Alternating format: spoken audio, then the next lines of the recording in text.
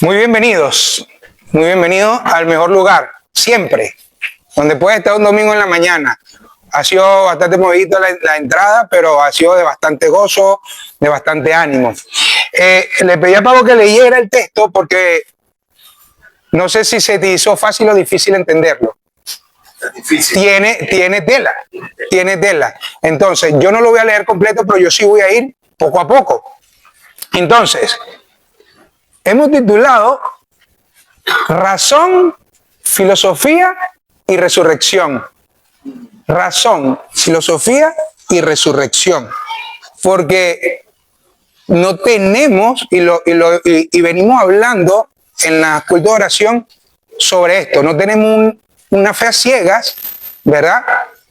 Pero hemos venido hablando de cosmovisión las últimas 2 reuniones de oración y eso lo vamos a desarrollar, porque aquí Pablo, y para mí esto es uno de los textos más potentes y que más me apasiona, me encanta y cada vez que lo estudio salen cosas nuevas. Pero bueno, vamos a empezar como siempre, ¿no? Con una ilustración. No sé si te acuerdas que yo el otro día hablé de un hombre que se llama Josh McDowell, que era un hombre que era ateo y investigando, ¿no? Se convirtió, porque no le quedó otra cosa que ver las evidencias y caer arrodillado ante Dios. Hoy él es otra vez la ilustración, porque en los años 60, cuando McDowell va a la universidad, profundamente ateo, porque había un movimiento liberal que captó la atención de muchas personas y la gente se declaraba atea, como hoy. Entonces, él se burlaba de los cristianos, como hoy, como los programas de televisión se están burlando de los cristianos. Entonces, decían, estos cristianos son unos ignorantes, estos no saben de lo que habla. Y un grupo de estudiantes, ¿no?, cristianos, le dijo, oye, vamos al culto. Y él se burlaba, es que Dios no existe. ¿Y sabes lo que dijeron ellos? Eres un hombre muy inteligente, se te nota, porque eres un tío estudioso. Usa tu inteligencia y tu intelecto para demostrarme que Dios no existe. Y él dijo, esta es la mía, fácil. Aceptó el reto. Meses investigando para destruir el cristianismo, destruirlo por completo. Pero cuanto más investigaba, más sólida era la evidencia. Fe, ¿te acuerdas, hebreo? La fe es la certeza de lo que se espera, la evidencia es la palabra original, de lo que no se ve. Convicción, evidencia. Entonces, no pudo desmentir la profecía. No pudo con la lógica teológica de la Biblia. No pudo. Y ya conocemos el resultado. Terminó convirtiéndose al cristianismo, escribió un montón de libros y se dedicó durante 50 años a llevar la apologética, la defensa de la fe por todo el mundo. Muchos, miles creyeron por McDowell, el exateo. ¿Qué hubiese pasado si esos estudiantes no hubiesen estado preparados para contestar, para rebatir y para ganarse esa alma? ¿Qué hubiese pasado? Simplemente que McDowell se hubiese podrido en el infierno y no hubiese alcanzado a miles de personas. Solo porque un poquito de personas en una universidad estaban preparadas para defender su fe.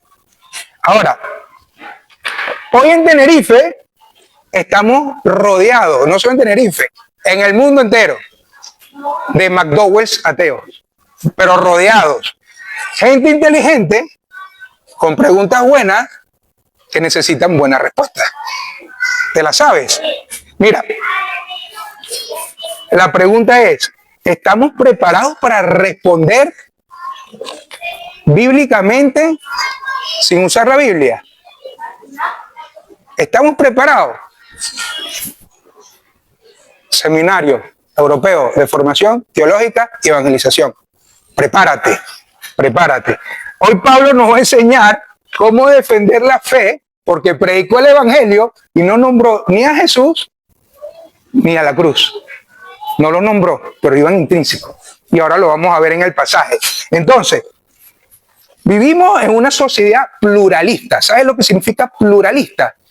Que vas a la calle y la gente tiene un montón de ideas diferentes.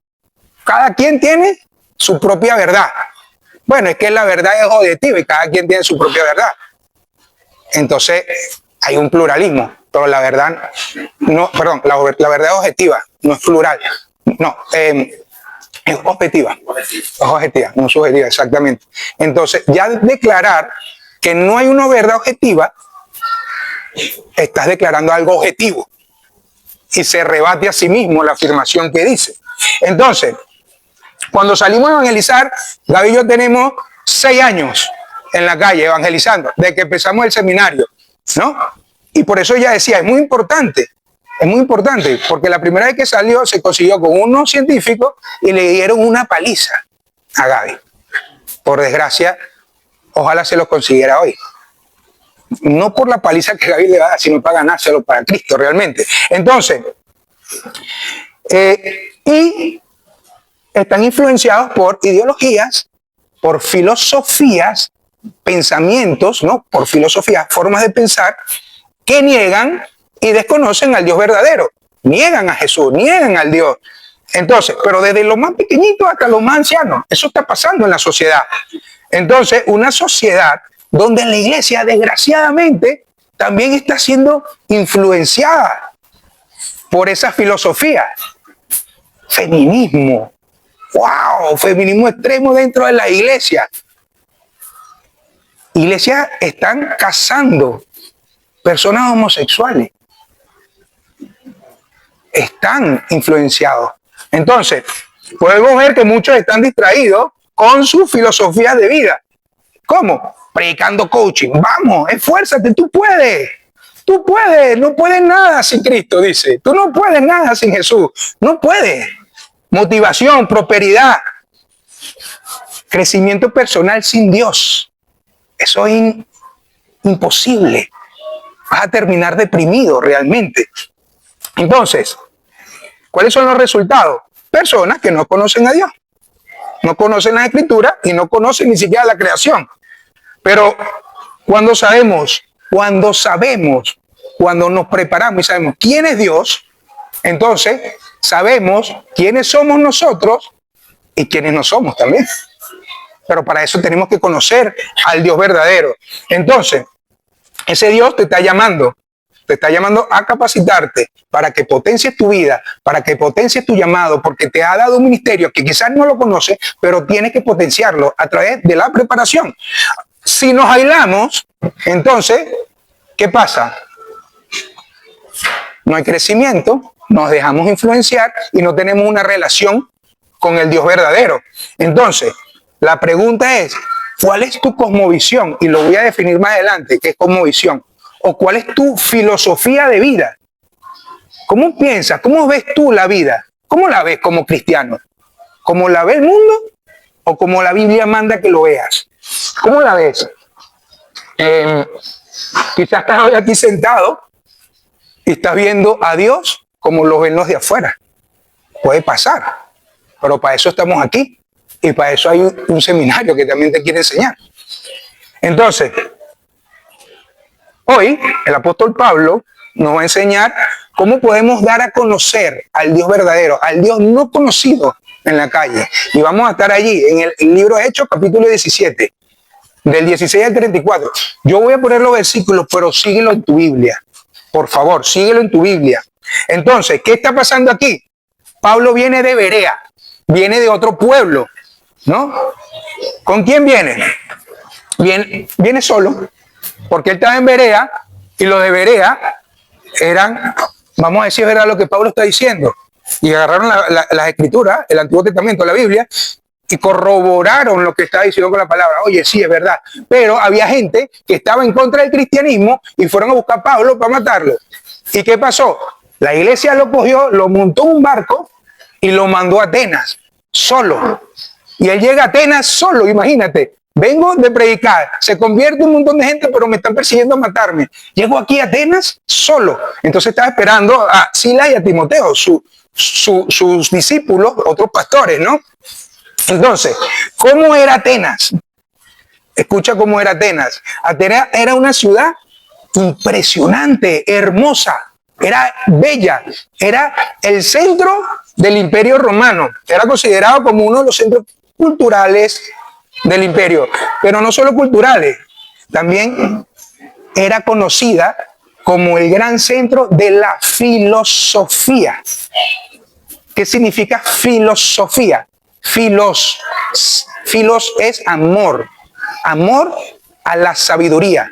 Sofía es sabiduría, conocimiento. Entonces, eran conocidos como el centro del amor a la sabiduría, de filósofos, ¿no? Pero esto viene arraigado de la cultura griega. El Imperio Romano conquista y eso viene arraigado y se queda ahí. Entonces, era un centro de arte, de literatura, el centro de las ideas, y era conocida como el centro del orgullo helenista. Helenista era la cultura, que eran politeístas, adoraban a muchos dioses, ¿verdad? No tenían nada de moralidad, podían estar y hacer orgías, hacían de todo. Y eso era para ellos un orgullo. ¿Cómo es conocida Chuecas y Madrid hoy? Como el centro del orgullo LGTB.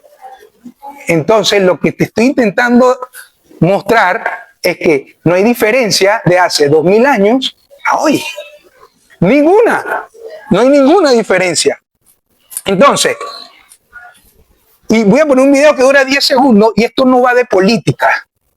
Esto no va de colores, esto no va de política, para nada. Pero sí lo quiero poner para que sepas que Dios te ha puesto en un lugar donde tienes que prepararte, capacitarte, porque hay una batalla enorme que ganar. Y Dios quiere que vayas, Él te va a dar la victoria, pero no te va a dar la victoria si no te capacitas. Entonces, esto no va de política, esto va de realidad espiritual, ¿verdad? Veamos. ¿No tiene volumen esto? Aquí. Ole, ole, ole. Estamos en vivo. Aquí. Entonces, vamos a ponerle un poquito de volumen, porque a lo mejor no se escucha bien. ¿Eres católico? No, yo soy ateo. ¿Eres ateo? Sí. Profundamente ateo. Soy ateo, así es. Esto no va de política. Estamos gobernados por una persona que no cree en Dios. Entonces, esto va de que te duela el alma. Esto va de que te duela la vida. Porque hay montones allá afuera ahí. Así. Hay montones. Entonces, al igual que Atenas, esta sociedad actual no conoce a Dios. No conoce al Señor. Y por cuanto no conoce al Señor, hoy vamos a ver 3 movimientos de cómo Pablo presenta a ese Dios que no conocen, al Dios desconocido. Entonces, al observar cómo Pablo evangelizó la ciudad influyente del mundo, la más influyente, que era Atenas, entonces vamos a encontrar lecciones importantísimas que quiero que te quedes con ellas. Vamos a saber cómo dar a conocer a los incrédulos al Dios verdadero. Entonces, Hechos, capítulo 17, versículos 16 y 19. Allí va a estar nuestro primer punto. Y dice el 16, mientras Pablo los esperaba en Atenas, a Silas y a Timoteo, porque estaba solo, mire el contexto, estaba solo allí. Mientras Pablo esperaba a Silas y a Timoteo en Atenas, su espíritu enardecía viendo la ciudad entregada a la idolatría. Así que discutía en la sinagoga con los judíos y piadosos, y en las plazas cada día con los que concurrían. Y algunos filósofos de los epicúreos y de los estoicos disputaban con él, conversaban, discutían con él sobre la existencia de Dios. Y unos decían, ¿qué querrá decir este palabrero? Charlatán. Eso es lo que dice. Y otros dicen, pero parece que es predicador de nuevos dioses, porque les predicaba del evangelio de Jesús y de la resurrección, el evangelio completo. Entonces, y tomándole, le trajeron al Areópago, diciendo, podemos saber qué es esta nueva enseñanza que habla. Lo primero que nos da la palabra ahí, y es para ti hoy, si tú conoces al Dios verdadero, no puedes quedarte indiferente, no puedes quedarte callado ante un mundo que vive en idolatría y en ignorancia espiritual. Si conoces a Dios verdaderamente, tienes que actuar en consecuencia, tienes que hablar, tienes que abrir la boca. Mira, donde el mundo ve gloria, donde el mundo ve cosas buenas, ¿sabes qué debe ver un cristiano? Indignación, dolor, lloro. ¿Por qué? Porque hay almas perdiéndose en la idolatría. Y no se trata solo de imágenes, no, se idolatra de dinero. ¿Cuántos jóvenes no quieren ser ricos fácilmente? ¿Cuántas personas no tienen su mirada puesta en el dinero, en sus hijos, en sus nietos, en sus esposos, en sus esposas? Y lo idolatran más que Dios. ¿Cuántas personas no hay así? Entonces nosotros debemos mirar el mundo con un corazón cargado de predicar el evangelio. Porque si conoces al Dios verdadero, entonces tienes que tener un corazón por la predicación del mensaje del evangelio. Entonces, al recorrer Pablo la hermosa ciudad de Atenas, la más bonita que había, Pablo se sintió lleno de indignación. Su espíritu ardía de tristeza, de dolor. Y como cristiano, a Pablo lo movió a predicar el evangelio. No había otra cosa. Estaba solo, no tenía nadie, estaba solo. ¿Por qué? Porque Pablo miró la ciudad con un corazón cargado del mensaje del evangelio. Pablo no era un turista allí en Atenas, para nada. Pablo era un hombre que conocía a Dios verdadero. Entonces, ¿por qué Pablo hace esto?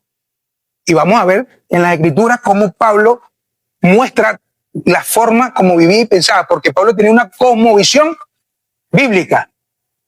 Veía de una manera bíblica. Ahora, ¿qué es una cosmovisión? ¿Qué es una cosmovisión? Te voy a leer una definición muy clara de cosmovisión. Una cosmovisión es la forma en que vemos el mundo. ¿En qué aspecto? En todo lo que creemos sobre las cuestiones más fundamentales, como que nuestro origen, de dónde venimos. ¿Del mono? ¿Del Big Bang? ¿O realmente de una creación literal como habla la Biblia? Primero, ¿de dónde venimos? Nuestro origen, el significado, propósito de tu vida. ¿Para qué estás en esta tierra? ¿Por qué fuiste creado por Dios? ¿Cómo ves eso? Otra cosa que engloba la cosmovisión, la moralidad y la ética. Moralidad y ética. Y tu destino final. Todas estas cosas, ¿qué piensas tú acerca de todas estas cosas?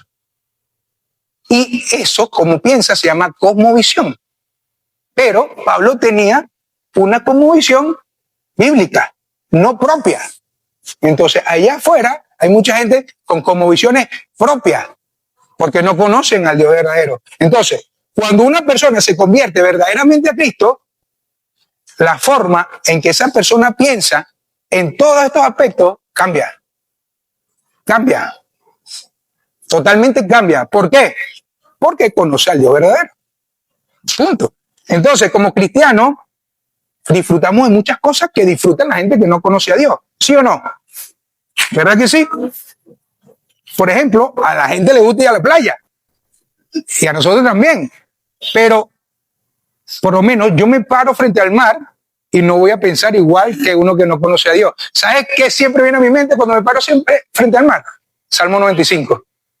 Salmo 95. Impresionante. Pero otra persona quizás está pensando otra cosa que no está bien, ¿no? Y es bueno disfrutar, claro que sí. Escuchamos música, por supuesto, pero de forma diferente. No escuchamos música igual que la escucha el mundo, porque entonces está fallando en tu cosmovisión bíblica. Totalmente. ¿Hacemos negocio? Sí, pero bajo una ética moral totalmente bíblica, no como la hace el mundo. ¿Por qué? Porque tenemos un corazón enfocado en el reino de los cielos. por lo menos debería ser así. Y cuando miramos al mundo con el corazón enfocado en el reino de los cielos, entonces nuestras acciones naturales e inmediatas, ¿cuál va a ser? Meter a Dios en todas tus cosas y hablar de Dios a donde vayas, de alguna forma, de alguna manera. Entonces, versículos 19, 17 y 19, fíjate lo que dice. Así que discutía en la sinagoga con los judíos piadosos y en las plazas cada día con los que concurrían. Y algunos filósofos, y vamos a hablar de esto, de los epicúreos y de los estoicos, disputaban con él, discutían con él. Uno decían, ¿qué querrá decir este palabrero? Otro, parece que es predicador de nuevos dioses, porque les predicaban el evangelio de Jesús y de la resurrección. Y tomándole, le trajeron al areópago, diciendo, ¿podremos saber qué esta nueva enseñanza de qué habla? Mira, Pablo tiene aquí dos frentes y aquí empieza lo importante de capacitarte. Dos frentes. ¿Qué tiene? Judíos piadosos. Judíos que no eran cristianos, pero conocían la palabra de Dios, porque habla de piadoso. Entonces, conocían a Dios, pero no conocían a Jesús. Entonces, quizás era más fácil, como se te puede hacer fácil a ti. Es que la Biblia dice, con otra persona que pueda creer en Dios y puede escucharte, porque cree en Dios. Eso es un frente. Entonces, Pablo demuestra a través de la Escritura el Mesías, el Evangelio. Pero también salía de las cuatro paredes, porque dice que está en la sinagoga, que para nosotros ahora es la iglesia. Sale de las cuatro paredes, ¿y a dónde se va? A la plaza. Queremos conquistar la plaza del tranvía con el Evangelio, pero estamos dando pasos y lo vamos a lograr en el nombre de Jesús. Entonces, que se iba a la plaza mayor de la ciudad, donde estaban, ¿quiénes estaban allí? Los que no tenían ni idea de la palabra, ni conocían la Biblia, ni creían en el Dios de la Biblia, no tenían ningún tipo de conocimiento. Una sociedad pluralista como la que tenemos hoy. Una sociedad pluralista, tal cual como la que vemos hoy allí. Entonces, en la plaza había de todo. Funcionarios públicos, funcionarios del pueblo, ahí deliberando. Artistas actuando, creando cosas, empresarios negociando, todo esto había en las plazas. Filósofos filosofando y de todo. Ese era el centro del mundo en ese momento. Y aquí, cuando él sale a la plaza, se encuentra ¿con quién? Con unos tales epicúreos y unos estoicos. Son unas escuelas de pensamiento filosóficas que vienen desde Grecia, desde cientos de años antes. Entonces, que tienen un modelo de pensamiento y un tipo de pensamiento. Pero te voy a decir algo. La sociedad de hoy está impregnada de la filosofía griega, pero es que viven. Su cosmovisión es totalmente filosófica griega. Mira, los epicúreos. ¿Qué dicen? ¿Quiénes eran los epicúreos? Mira, dice que ellos piensan así.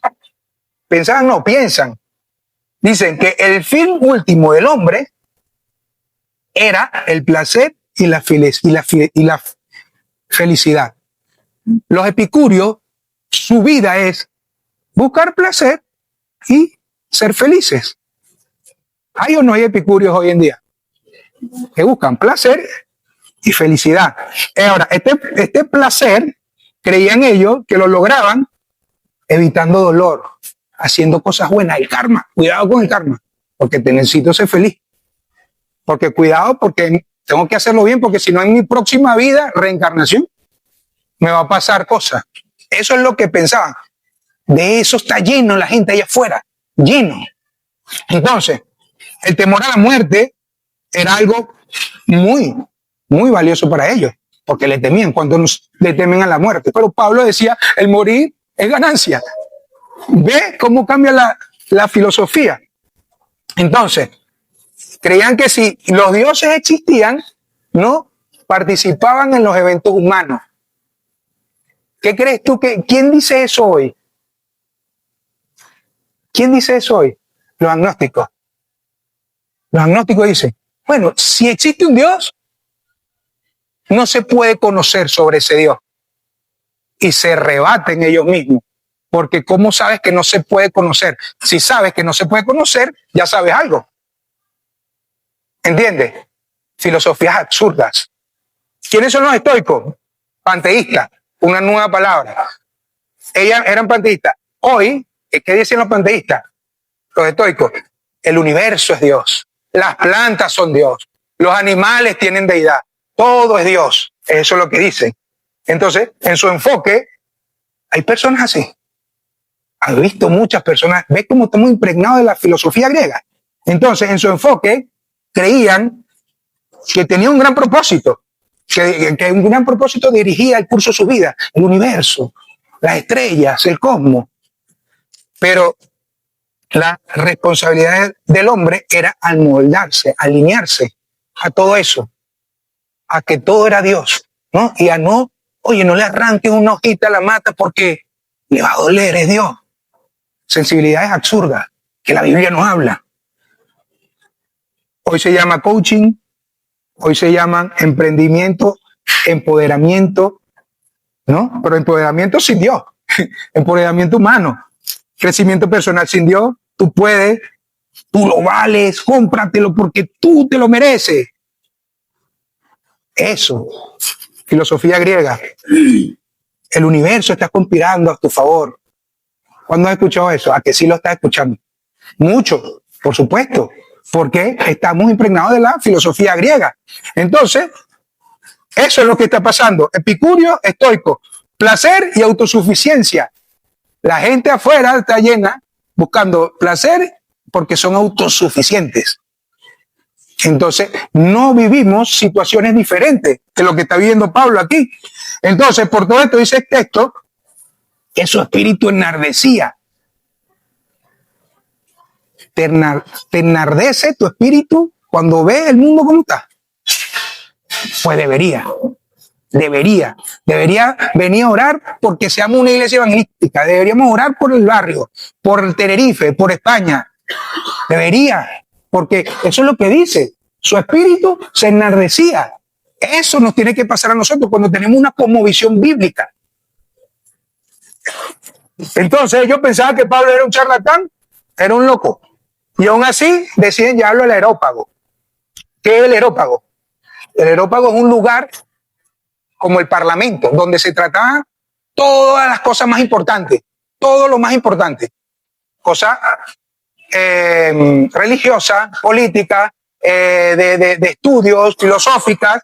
Entonces, Pablo estaba preparado para actuar. ¿Estás preparado tú para actuar? Pues prepárate. Ven a los discipulados, inscríbete en el seminario. La iglesia va a hacer un montón de cosas para prepararles, porque eso es nuestro trabajo, es el trabajo de la iglesia, ganar almas. La preparación no es por ego, es por misericordia, porque te está enardeciendo ver las personas muriendo ahí afuera. Mira, la noche del 14 de abril de 1912, ¿qué pasó esa noche?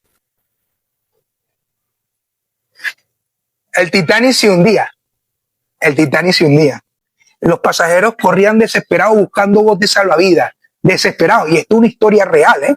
Entonces había un pastor bautista, un escocés, llamado John Harper. Búscalo. Y él tenía un chaleco, pero iba por toda la cubierta. Eres salvo, conoces a Cristo. Predicando el evangelio en la cubierta. Se parte el barco, el hombre cae al agua y aún en medio de la noche allí, congelándose, la gente en los escombros, salvándose, le decía, conoces a Cristo, sálvate, sálvate. Y encontró un joven agarrado a una tabla. No tenía salvavidas el hombre, tenía una tabla. Y él le dice, conoces a Cristo y sé salvo. Si mueres hoy vas para el cielo y nos vemos en el cielo, le dice. Y le predicó el evangelio y el hombre aceptó a Cristo. Y el hombre se quitó el chaleco y se lo dio. Minutos después, Harper murió, se hundió y murió. 4 años después que el Titanic se hundió, hacen una reunión de los sobrevivientes del Titanic. Y este hombre se para y da su testimonio y dice, llorando, yo soy el último convertido de John Harper. Tengo vida eterna gracias a él.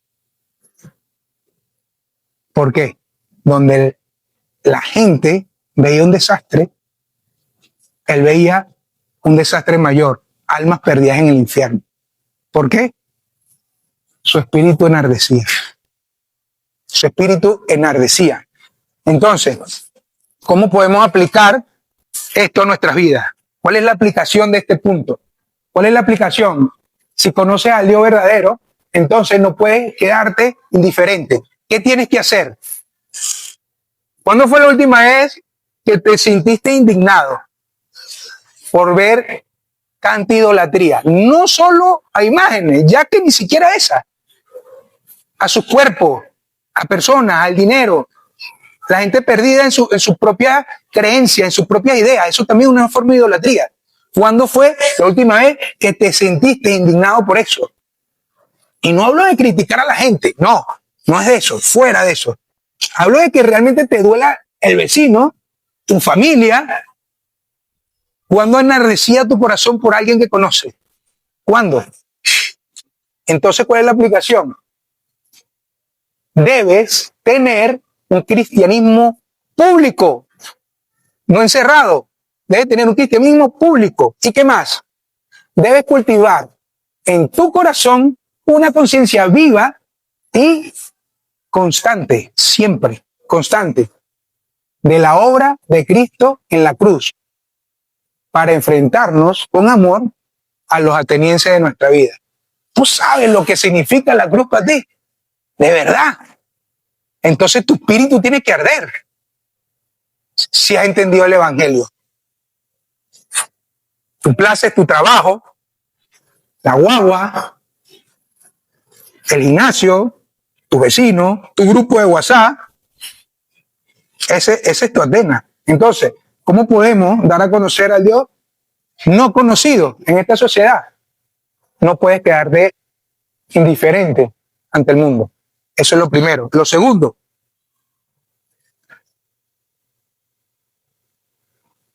tiene un texto largo. Va del 22 al 31, aquí. Entonces, si conoces al Dios verdadero, tienes la responsabilidad de presentarlo con claridad, con contundencia, con evidencia, ¿verdad? A una sociedad que adora lo que no conoce y lo que no es Dios. Entonces, no basta con sentir la carga que debemos llevar el mensaje del evangelio, ¿no? No basta con eso, sino que también tienes que prepararte para presentarlo con contundencia. Entonces, todo el mundo tiene la necesidad de arrepentirse, de nacer de nuevo. Es una necesidad que toda persona nace. Es necesario nacer de nuevo. A todo el mundo. Mira lo que dice el versículo 22. Versículo 22. Entonces Pablo, después que lo invitan al Areópago, a este lugar importantísimo, para que, oye, llamaste la atención. Ahora, ¿de qué estás hablando? No estaba un Pablo que no estaba preparado allí. Mira lo que dice. Entonces Pablo, puesto en pie en medio del Areópago, imagínate, mucha gente allí, filosofía por todos lados, cosa absurdísima. Dijo, varones atenienses, en todo observo que soy unos idólatras. No dice. En todo observo que son muy religiosos. Pablo ahora está ahí en el Areópago, en el tribunal más grande del Imperio Romano, donde discutían todas las cosas importantes, incluidas las religiosas. ¿Cuál es tu Areópago hoy? ¿Cuál es tu Areópago hoy? Entonces, ahora Pablo no comienza insultando ni atacando. ¿Cómo comienza? Elogiando. ¿Por qué? Porque Pablo quiere captar la atención, quiere ganarse el derecho de hablar. Porque si ataca, lo corre de una vez. Mira la estrategia. Y dice, llamó la atención de su audiencia, pero con la mirada puesta en transmitir el mensaje de forma clara, sin diluirlo. Dios es el creador, y lo vamos a ver a través del texto, es quien se ha revelado a través de la creación. Todos hemos pecado, vamos a rendir cuenta, va a decir, Él resucitó y tienes que arrepentir. Pablo no empieza insultando, empieza reconociendo que son religiosos. Ahora, ¿qué significa religioso? Para ellos era un halago, porque eran supersticiosos y era un halago para ellos. Pero realmente Pablo tiene doble motivo allí. Dice, veo que ustedes son extremadamente temerosos de los poderes espirituales. Estrategia. Con verdad, desde su posición, es lo que está diciendo. ¿Y qué hace? Construye un puente. Ahora, ven, escúchame. Ahora sí, te queremos escuchar. Ahora, al igual que los atenienses, hoy allá afuera necesitan escuchar exactamente lo mismo, pero tenemos que estar preparados para hacer esos puentes. Tenemos que ser astutos, ¿como quién? Como serpiente. Entonces, Pablo está usando un lenguaje filosófico. Pablo no está usando un lenguaje bíblico. Aquí, hermano, aleluya, no. Pablo está usando lenguaje filosófico, totalmente. ¿Para qué? Para que desde su filosofía corregirle el error y sacarles y hacerles ver lo que es realmente Dios.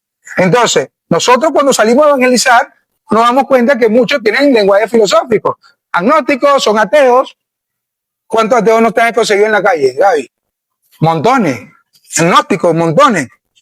Pero nosotros debemos estar preparados desde su lenguaje a hablarle y sacarle del error, sacarle de la tontería que tienen. Entonces, esta es nuestra responsabilidad. Y para eso el Señor te está llamando hoy a prepararte.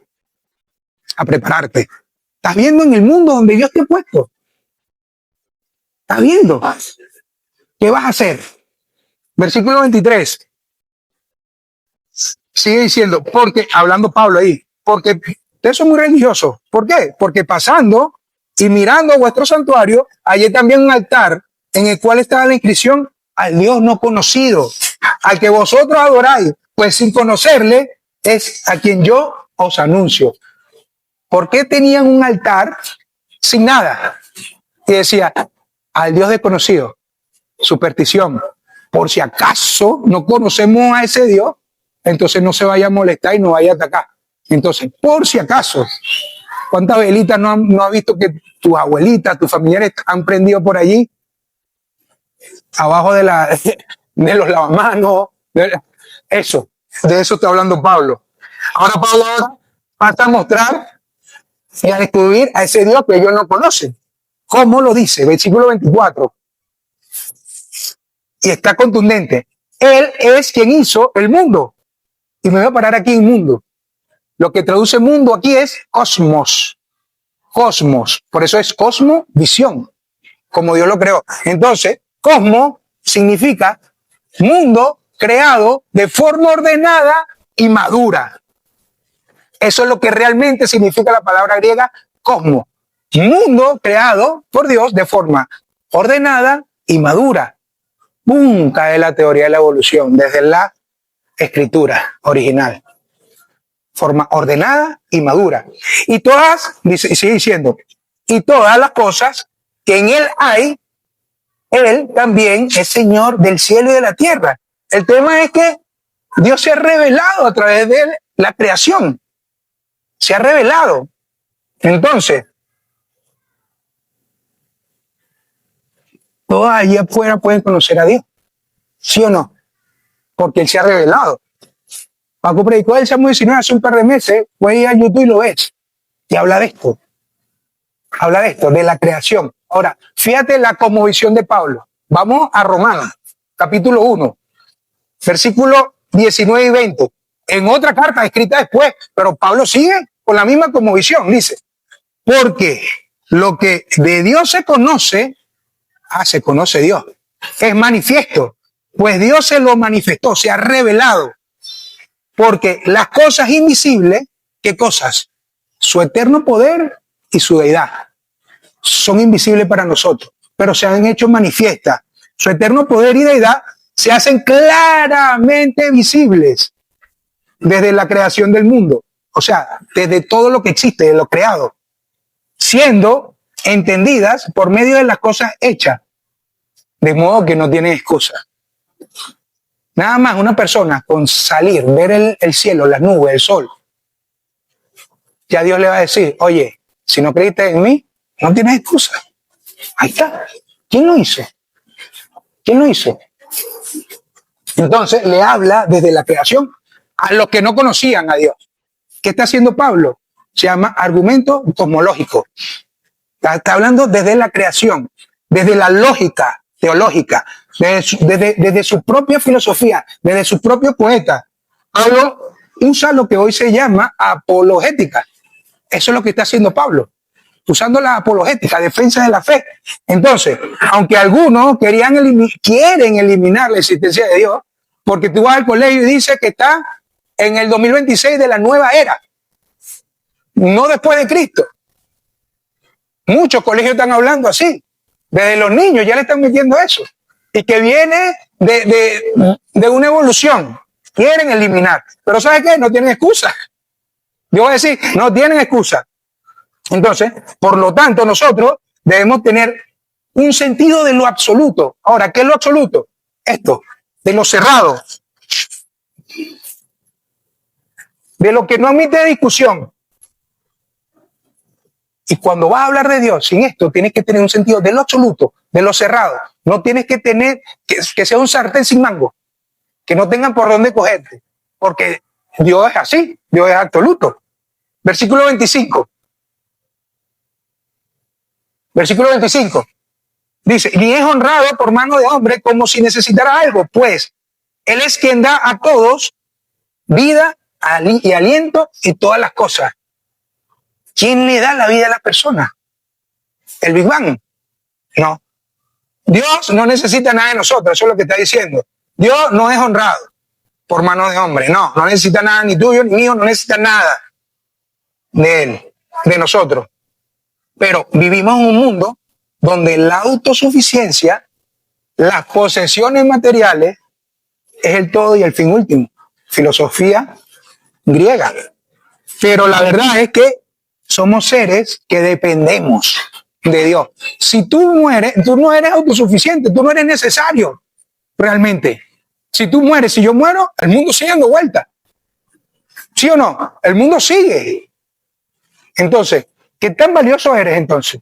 ¿Qué tan potente eres para que el mundo siga dando vueltas? Porque las personas se creen tan autosuficientes. Somos dependientes del único ser necesario, que es Dios. Somos contingentes, dependientes de un ser que necesita a Dios. Mira cómo lo dice Colosenses. Colosenses 1:17, hablando de la creación, hablando de Dios. Él es antes ¿de qué? De todas las cosas, y todas las cosas subsisten en Él.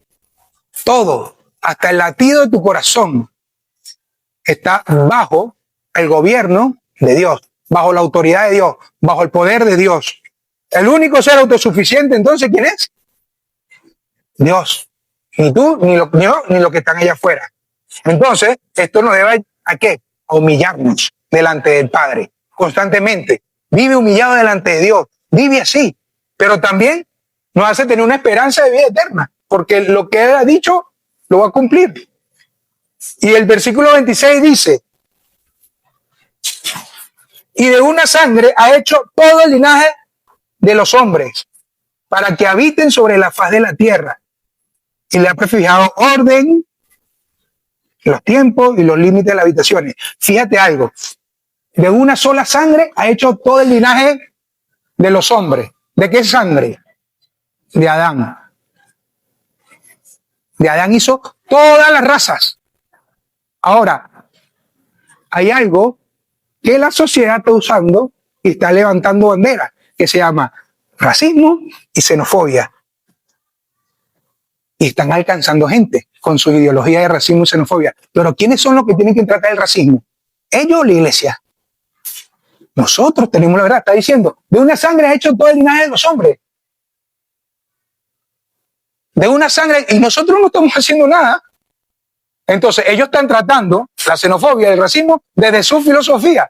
Y nosotros, calladitos la boca. Entonces,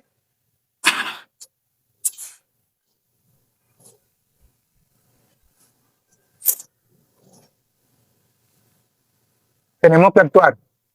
Mira, nada, absolutamente nada es ateo. Nada es sin Dios. Nada. Es como tú compras una camiseta aquí, viene el Mundial de España, pero vas a Italia y compras una camiseta del Mundial Italia. Y vas a Colombia y compras una camiseta, Colombia. Pero todas las camisetas van a decir Made in China. Todo lo que ves tiene el sello del creador. Todo. Nada es sin Dios. Nada es realmente ateo. Nada. Nada.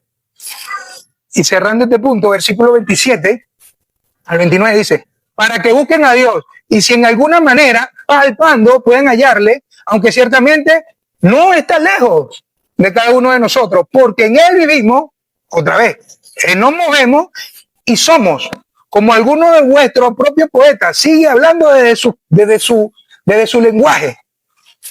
También han dicho, porque el linaje suyo somos. Entonces tienes que capacitarte en saber qué piensan ellos, para poder sacarles del error. También, linaje suyo somos, y eso lo decían sus propios poetas. Siendo pues el linaje de Dios, ¡pum!, introduce a Dios.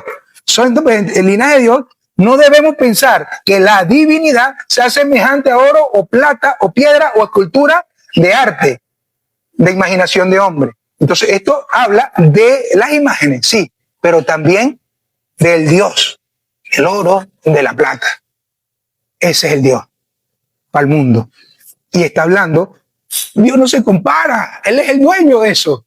Él es el dueño de eso. Entonces, el propósito es que Dios se deleitó creando personas. Él es el dueño de todo. Y tienes que tener un sentido de lo absoluto, completamente, pero aprendiendo de lo que ellos realmente piensan. Y después dice, busquen a Dios. Él está cercano. Aunque sea palpando, tú te paras de madrugada y quieres ir al baño. Está todo oscuro. Tú más o menos sabes dónde está el interruptor, pero te quieres parar y no quieres darte en el dedito gordo o en el dedito chiquito con el pie, con la punta de la cama. ¿Y qué haces? Vas palpando. Si estás así y si el mundo está así, invítale, aunque sea, busca algo, empieza a palpar, porque va a llegar el momento que la oscuridad se hace luz, porque Él está allí, Él no es lejano, Él no es lejano. ¿Conoces a Juan Luis Guerra, el cantante? Todos los Grammy que un artista pueda tener. Sus canciones se escucharon hasta en el Japón. Millonario, deprimido en el salón de su casa. Deprimido, devastado. ¿Por qué? Le faltaba Dios. Y él empezó a palpar. Le predicaron el evangelio. Y así destrozado como estaba, conoció a Jesús y su cosmovisión cambió. Y ahora compone para Dios y tiene un propósito de llevar el mensaje. ¿Tú has escuchado la canción del avispo? Son puros versículos bíblicos. Es impresionante. Entonces, cuando hablamos de Dios, personas que no conocen a Dios, muchos piensan, Dios es un Dios lejano, inalcanzable. No, Dios es un Dios cercano. Dios es un Dios cercano. Entonces, termina este punto con el versículo 30 y 31. Pero Dios, habiendo pasado por alto los tiempos de esta ignorancia, ignorantes, te está diciendo ignorantes, pasando por alto el tiempo de esta ignorancia, ahora manda a todos los hombres en todo lugar que se arrepientan por cuanto ha establecido un día en el cual juzgará el mundo con justicia por aquel varón, que es Jesucristo, pero no lo nombra, por aquel varón que Él designó, dando fe a todos, habiéndole levantado entre los muertos. Le predicó el evangelio sin usar la Biblia. ¿Qué te parece? Pero se lo predicó desde su contexto, con argumentos sólidos. Entonces le está diciendo, ese Dios que creó el mundo también es juez y te va a condenar y va a venir un día que va a ser un juicio. Pero ese juez hoy puede ser tu salvador. Arrepiéntete y les da la oportunidad de arrepentirse. Entonces se pasó por alto los tiempos de ignorancia. No es que está pasando por alto el pecado, no, para nada. Está diciendo que está lleno de misericordia. Pedro dice que Él no ha venido todavía porque tiene misericordia, porque quiere que más se salven. Entonces no es que está pasando por alto el pecado, sino que su misericordia con su misericordia quiere alcanzar a muchos. Entonces, por eso está pasando el tiempo de ignorancia. No es que pasa por alto el pecado. Y esto se revela con Jesucristo y la cruz y la resurrección. Apréndete esto. Dios hizo el mundo. Punto. Dios lo hizo. Punto. Ahora, ¿cómo que punto? Entonces lo creo como un salto al vacío, como una fe ciega. No, no. Tiene su conclusión lógica de la existencia. Sencillo. La ciencia dice que todo lo que empieza a existir tiene una causa, algo que lo hace, algo que lo hace. Entonces, el mundo comenzó a existir. Por lo tanto, el mundo tiene una causa. ¿Cómo dice Génesis capítulo 1, versículo 1? En principio creó Dios los cielos y la tierra. En el principio creó Dios los cielos y la tierra. Tiempo, materia y espacio. Principio, cielo y tierra. Tiempo, materia y espacio. En los principios creó Dios. Ahora, para crear tiempo, materia y espacio, tiene que ser alguien atemporal, aespacial e inmaterial. Dios no tiene tiempo, Dios es espíritu y Dios está en todos lados. ¿Ves? La ciencia no contradice la existencia de Dios, no la contradice. Mira a tu alrededor, dile a la gente, la precisión con que gira la Tierra en el Sol, como dice Gaby, centímetros más lejos nos congelamos, centímetros más cerca nos quemamos.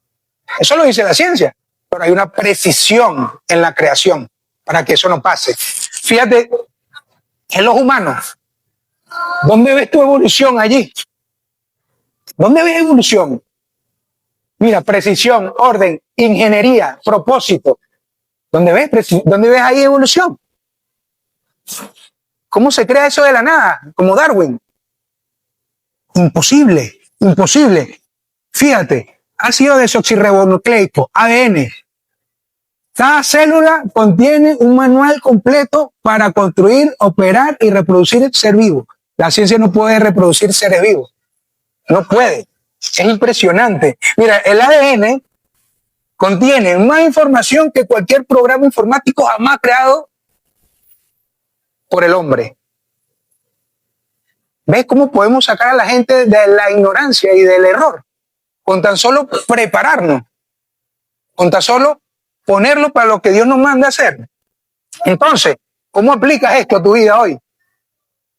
Aprende a presentar el evangelio en medio de una sociedad bíblicamente ignorante, desinteresada e incrédula.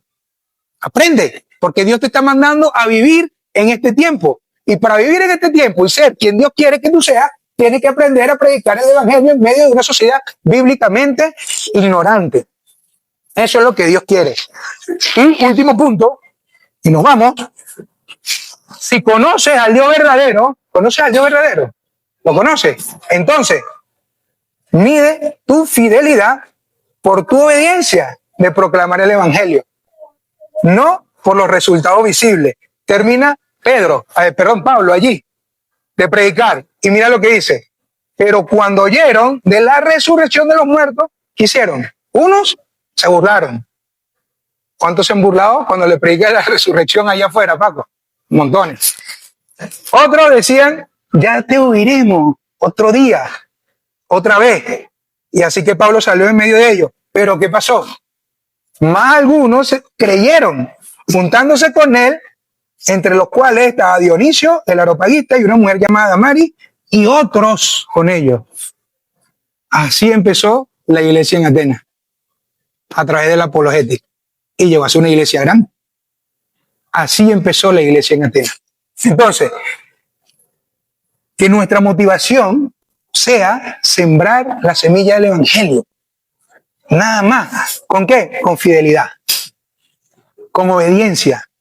Ahora, los resultados dependen de Dios. Mira, 3 reacciones al evangelio aquí. Uno, se burlaron. ¿Por qué? Escuchaban de la resurrección.